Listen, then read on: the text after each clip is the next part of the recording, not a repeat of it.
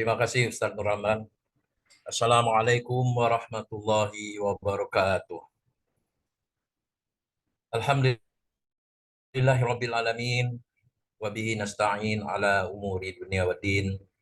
Wassalatu wassalamu ala asrofil anbiya'i wal mursalin sayyidina wa maulana Muhammadin wa ala alihi wa sahbihi ajma'in. Amma ba'du fa ya ayyuhal ikhwan ittaqullaha haqqa tuqatih wa la tamutunna illa wa antum muslimun. Ilahi anta maksudi wa ridhoka maghlubi atini mahabbataka wa ma'rifatak wa atini ma'aka. Kehadapan guru agung kita yang mulia Hadratus Syekh Muhammad Abdul Ghaus Syekhullah Maslul radhiyallahu anhu wa qaddasallahu sirra al-Fatihah. Auzubillahi minasyaitonir rajim. Bismillahirrahmanirrahim. Alhamdulillahirabbil alamin. Arrahmanirrahim. Maliki yaumiddin. Iyyaka na'budu wa iyyaka nasta'in. Ihdinas siratal mustaqim. Shiratal ladzina an'amta 'alaihim ghairil maghdubi 'alaihim. Yang mulia para wakil talqin yang hadir pada malam hari ini, bil khusus yang mulia Profesor Kiai Haji Hedi Sri Ahim Saputra yang menjadi pemangku manaqib malam hari ini. Kita doakan semoga beliau senantiasa istiqomah, dikabulkan segala hajatnya dunia dan akhirat, disehatkan selalu jasmani dan rohaninya, serta keluarga besar, dan ditambah-tambah rezekinya yang barokah dengan berkah karomah guru agung kita, Pengursa Abah Aus Qaddasallahu Syarah Al-Fatihah. Auzubillahi minasyaitonir rajim. Bismillahirrahmanirrahim. Alhamdulillahirabbil alamin. Arrahmanirrahim. Maliki yaumiddin. Iyyaka na'budu wa iyyaka nasta'in. Ihdinas siratal mustaqim. Shiratal ladzina an'amta 'alaihim ghairil maghdubi 'alaihim waladdallin. Amin. Yang mulia para wakil talqin yang juga hadir, Bapak Kiai Haji Imam Sutiono SAG dari Purbalingga, Bapak Kiai Haji Mahya Al-Bukhari dari Jeddah, Arab Saudi, Bapak Kiai Haji Mustafa yang saat ini ada di Madura, kemudian Bapak Kiai Haji Nur Fahim Rahman Nabin dari Mojokerto, Bapak Kiai Haji Anang Asari di Surabaya, Bapak Kiai Haji Dr. Faisal Reza Adib SPPD dari Tasikmalaya, dan Bapak Profesor Kiai Haji Edi Sunario dari Bogor, Bunda Khaya, Prof. Priyatno, Mas David, Bunda Sari, dan keluarga besar yang senantiasa istiqomah dan disiplin dalam mengadakan, memfasilitasi manaqib online internasional ini. Semoga senantiasa diberikan kesehatan yang sempurna, diluaskan rezekinya, berkah karomah guru agung kita, Pengursa Baos Qaddasallahu Syarah.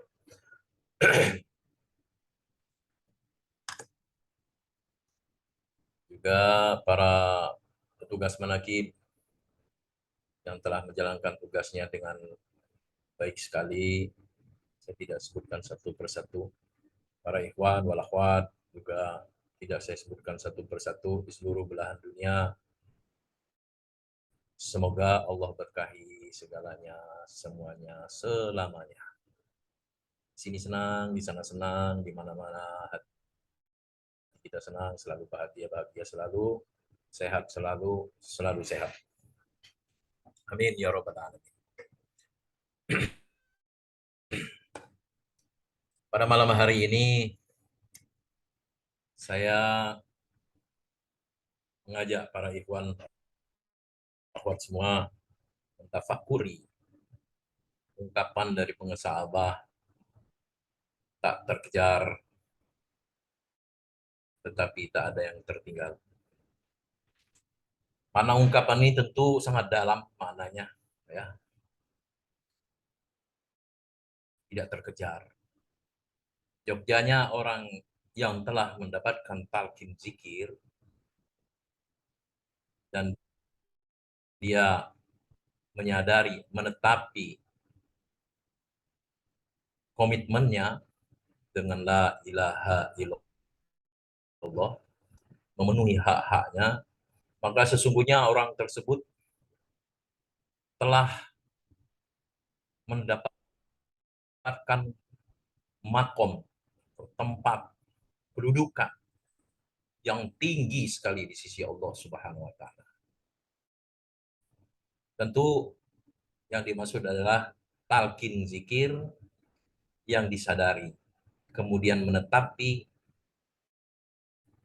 komitmen terhadap kandungan dari kalimat la ilaha illallah. Bagi kita ikhwan Thariqah Qadiriyah Naqsabandiyah Mahasuryalaya, ketika kita ditalkin zikir, kalau boleh dikatakan konsekuensi dari talqin zikir itu yaitu mengamalkan, mengamalkan apa yang sudah diperintahkan yang menjadi satu paket dari talqin zikir itu, yaitu mengamalkan kalimat la ilaha illallah setiap selesai sholat yang fardu 5 waktu minimal 165 kali. Kemudian melaksanakan khotaman dan juga melaksanakan manakiban, menjalankan sholat-sholat sunnah sebagaimana tuntunan amaliyah mursyid. Itu kandungan kalimat la ilaha illallah bagi kita ikhwan Thariqah Qadiriyah Naqsabandiyah Mahasuryalaya. Karena dengan mengamalkan apa yang sudah kita talqin, apa yang sudah kita dapatkan melalui talqin zikir, maka secara otomatis seiring dengan perjalanannya, mau pendek, mau panjang perjalanannya, kita akan menepati janji, kita akan menetapi apa yang terkandung di dalam kalimat la ilaha illallah secara otomatis. Ya. Nah, orang yang sudah mendapatkan talqin seperti ini, kemudian tumbuh rasa tanggung jawab dalam dirinya, lambat laun menjadi rasa cinta dengan kalimat la ilaha illallah, dan mencintai apa saja yang terkait dengan la ilaha illallah, maka kedudukan orang ini sudah sangat tinggi sekali makomnya. Ya. Tak terkejar. Ya, tak terkejar. Ini perlu kita sadari bahwa ketika kita sudah ditalqin zikir itu, maka makom kita adalah makom khusus, bukan makom umum lagi. Kemarin saya pernah menuliskan satu kalimat bahwa ahli la ilaha illallah itu makom tertinggi, ibarat seorang mandor di mata majikan, meskipun tukang kebun anak buahnya mandor, sama-sama pegawainya majikan, gitu ya. Tukang kebun kerjanya banyak, membersihkan kebun, gitu ya, membersihkan rumah, segala macam, ya, kerjanya banyak. Tapi mandor, walaupun dia cuma mandor saja, gitu, hanya memerintah saja, menyuruh saja, tidak bekerja berat, tetap mandor di mata majikan lebih tinggi kedudukannya daripada tukang kebun. Nah, demikianlah juga dengan kita, kalimat la ilaha illallah ini adalah kalimat yang paling tinggi. Kalau bahasa pengusaha Abah itu, meskipun pesantrennya 100 lantai, satu lantai 2 meter, berarti 200 meter, tidak ditalkin zikir, maka tidak akan bisa mengejar orang yang sudah ditalkin zikir. Kemudian pengusaha Abah juga menyampaikan, meskipun gelarnya prop, ya, sampai propnya 12 itu tidak ditalkin zikir, maka tidak akan bisa sempurna ilmunya. Demikian juga ulama, meskipun hafal 1000 judul kitab atau 1.000.000 judul kitab, tidak ditalkin zikir, tidak akan sampai kepada Allah Subhanahu wa taala. Demikian juga orang berhaji, talqin zikir lebih baik 50 kali pergi haji tanpa ilmu. Coba bayangin. Jadi kalimat la ilaha illallah tinggi sekali. Orang awam, orang umum, mohon maaf, Orang umum kalau mau mengejar ahli la ilaha illallah tidak akan terkejar. Meskipun segudang amalia, meskipun bermacam-macam amal soleh, ya, tetapi kalau enggan berzikir la ilaha illallah, maka nilai ibadahnya itu adalah nilai ibadah umum, ya, hamba yang umum, bukan hamba yang khusus. Gitu. Jadi kalau enggan kita berzikir la ilaha illallah, meskipun rajin baca Al-Quran, ya, la ilaha illallah itu, berzikir la ilaha illallah itu lebih baik dari orang yang membaca Al-Quran hanya sekali-sekali. Hanya sekali-sekali ketika bulan Ramadan, gitu ya, membaca Al-Quran. Tetapi ketika diajak berzikir, dia enggan berzikir, ya, dengan bermacam-macam alasan. Ya, sebentar.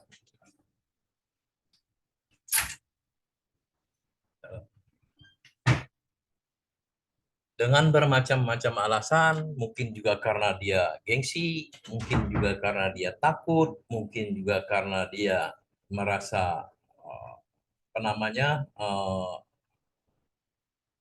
bermacam rasa.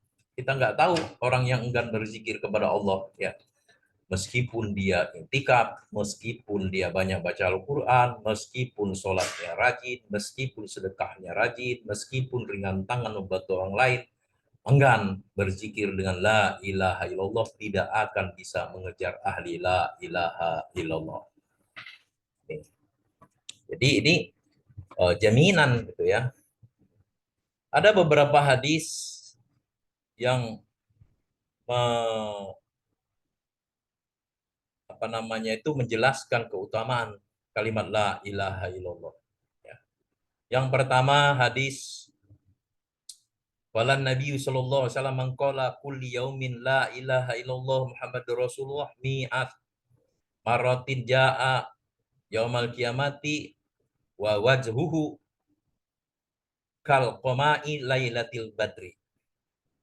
Nabi sallallahu alaihi wasallam bersabda, siapa yang setiap hari membaca la ilaha illallah Muhammadur Rasulullah 100 kali, 100 kali saja, maka di hari kiamat wajahnya seperti rembulan di malam purnama. Ketika ia berzikir setiap hari la ilaha illallah. Ya. Hadis kedua, Nabi bersabda, Abdulu zikri la ilaha illallahu wa abdulu doa alhamdulillah. Zikir yang paling utama adalah la ilaha illallah, dan doa yang paling utama ada alhamdulillah. Hadis yang ketiga, waqala Rasulullah sallallahu alaihi wasallam, qala Allah taala la ilaha illallah kalami wa ana huwa man qalaha dakhalal jannah hisni wa man dakhalal hisni amin amin iqabi. Amin amin azabi. Nabi sallallahu alaihi wasallam bersabda, Allah berfirman, la ilaha illallah adalah kalimatku dan aku adalah itu. Siapa yang membacanya maka ia akan masuk dalam penjagaanku, dan siapa yang masuk dalam penjagaanku maka dia akan aman dari siksaku. Hadis keempat, waqala sallallahu alaihi wasallam, addu zakata abdanikum biqauli la ilaha illallah. Tunaikanlah zakat badan kalian dengan mengucapkan la ilaha illallah. Hadis kelima, qala sallallahu alaihi wasallam, ma min abdin yaqulu la ilaha illallah Muhammadur Rasulullah illa qala Allah taala sadaqa abdi anallahu la ilaha illa ana ashhidukum ya malaikati qad ghafartu lahu ma taqaddama min dzambi wa ma ta'akhkhar. Nabi bersabda, tidak ada seorang hamba yang membaca la ilaha illallah Muhammadur Rasulullah kecuali Allah akan berfirman, hambaku benar, aku adalah Allah, tidak ada Tuhan selain aku menyaksikan kepada kalian wahai malaikatku, sungguh aku telah mengampuni dosanya yang telah lalu dan yang akan datang. Masya Allah. Orang yang sudah ditalkin zikir itu akan diampuni oleh Allah Subhanahu wa taala dosanya yang telah lalu. Ya. Dengan talkin zikir 1 kali 4.000 dosa besar. Saya teringat ketika saya ditalkin zikir pertama, kalimat yang terucap dari wakil talkin pengesal Abah Anom, sudah yang lalu sudah berlalu, amalkan ini. Yang lalu sudah berlalu, sudah diampuni oleh Allah Subhanahu wa taala. Sebagaimanapun durjananya kita, ketika kita ditalkin zikir, maka segala dosa-dosa kita kepada Allah Subhanahu wa taala, dosa besar 4.000 dosa besar akan gugur. Bahkan ya, kalau mau vulgar gitu ya, bahwa dosa-dosa kita yang akan datang pun telah diampuni oleh Allah Subhanahu wa taala. Subhanallah, Masya Allah, tabarakallah. Diampuni. Bukan berarti kita kemudian semena-mena, tapi itulah jaminan dari Allah Subhanahu wa taala, barang siapa yang cinta dengan la ilaha illallah. Kemudian hadis ke-6, qala sallallahu alaihi wasallam, man qala la ilaha illallah khalisan mukhlishon dakhalal jannah. Nabi bersabda, siapa yang membaca la ilaha illallah dengan murni dari riya dan mukhlis memurnikan diri dari hal-hal yang dilarang, maka ia akan masuk surga. Hadis ke-10, wa qala sallallahu alaihi wasallam, kana awalu kalamihi la ilaha illallah wa akhiru kalamihi la ilaha illallah wa amala alfa sayiatin in asya alfa sanatin la yas'aluhu Allahu an dzambin wahidin. Nabi bersabda, siapa yang awalnya awal kalamnya la ilaha illallah dan akhir kalamnya la ilaha illallah dan melakukan 1000 kejelekan. Bayangin, melakukan 1000 kejelekan, yakni dosa-dosa, meskipun ia hidup 1000 tahun, maka Allah tidak akan menanyainya satu dosa pun. Masya Allah. Tabarakallah. Masya Allah. Seandainya orang itu ya awalnya mengucapkan la ilaha illallah, akhirnya dia mengucapkan la ilaha illallah, meskipun melakukan dosa 1000 dosa dan hidupnya 1000 tahun, maka Allah tidak akan menanyainya satu dosa pun. Masya Allah. Ya. Begitu agungnya kalimat la ilaha illallah. Maka kita bersyukur banget gitu ya. Karena kita digolongkan dalam ahli la ilaha illallah. Inilah kerjaan kita, inilah amalan kita selama kita hidup. Ya, melaksanakan la ilaha illallah.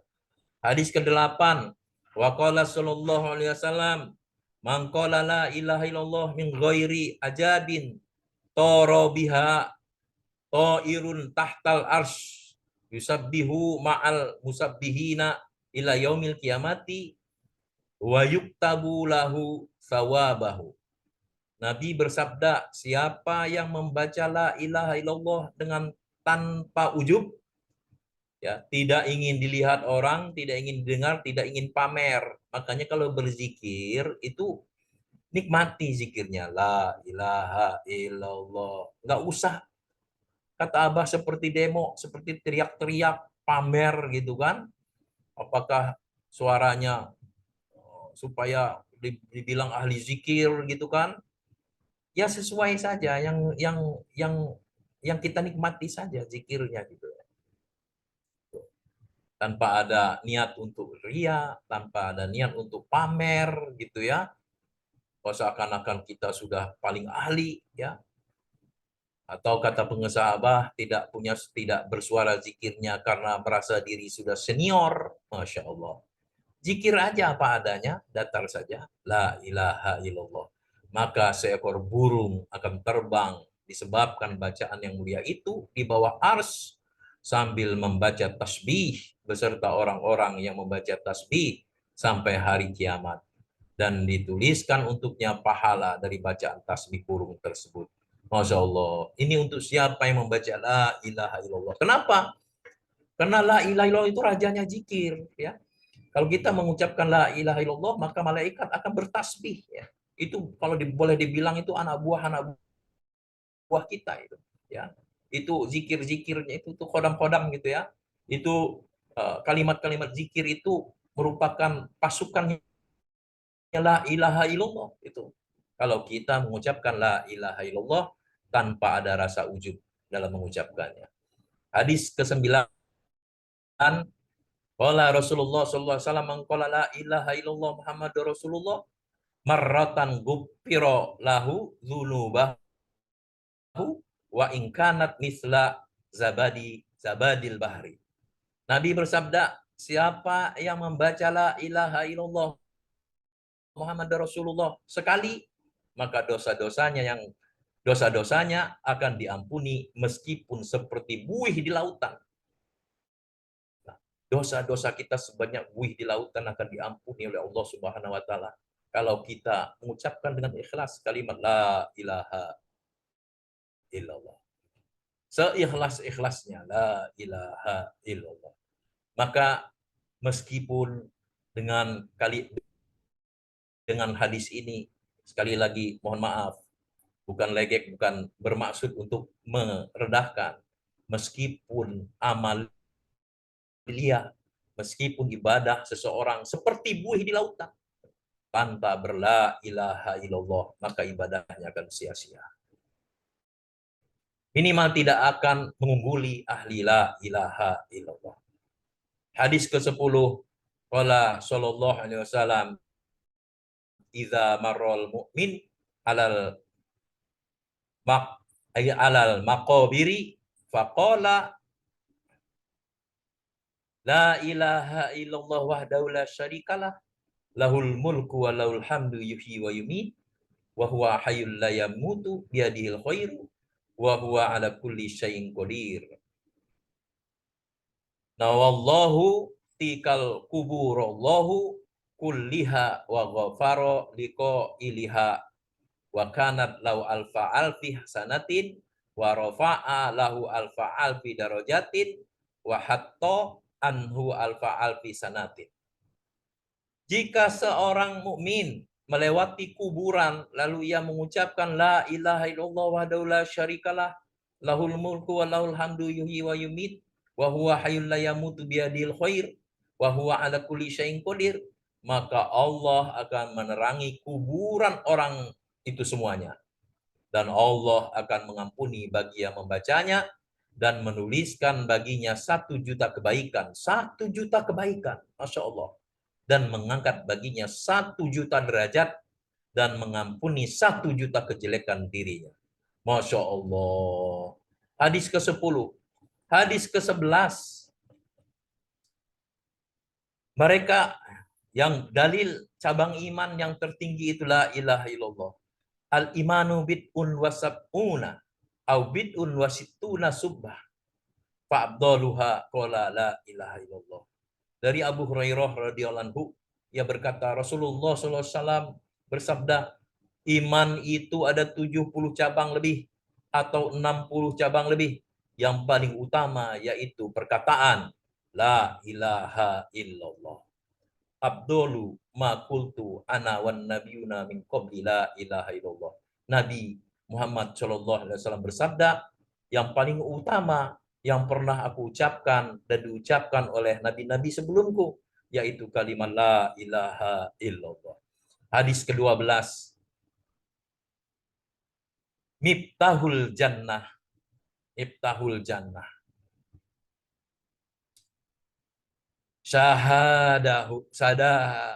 Syahadatul alla ilaha illallah. Kunci surga adalah bersaksi tiada Tuhan selain Allah. Miftahul jannah la ilaha illallah, la ilaha illallah. Miftahul jannah. Kunci daripada surga itu adalah kalimat la ilaha illallah. Hadirin ikhwan wal akhwat rahimakumullah. Demikianlah 12 hadis yang telah dijelaskan oleh Imam Suyuti.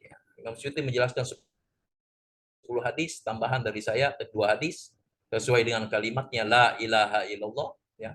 Kemuliaan dan keimanan tidak perlu diragukan lagi tentang keutamaan bacaan la ilaha illallah di dalam kitabnya yang berjudul Lubbabul Hadis, di mana di dalam kitab tersebut beliau menjelaskan 40 bab, dan setiap bab beliau menuliskan 10 hadis dan tidak mencantumkan sanad untuk meringkas dan mempermudah orang mempelajarinya. Sebagaimana juga yang saya jelaskan pada khidmat ilmiah pada malam hari ini, kumpulan dari hadis-hadis keutamaan la ilaha illallah. Baru 12 hadis, bahkan lebih banyak lagi. Dalam buku, sebuah buku ditulis oleh yang mulia wakil talqin, ya 38 nama kalimat la ilaha illallah.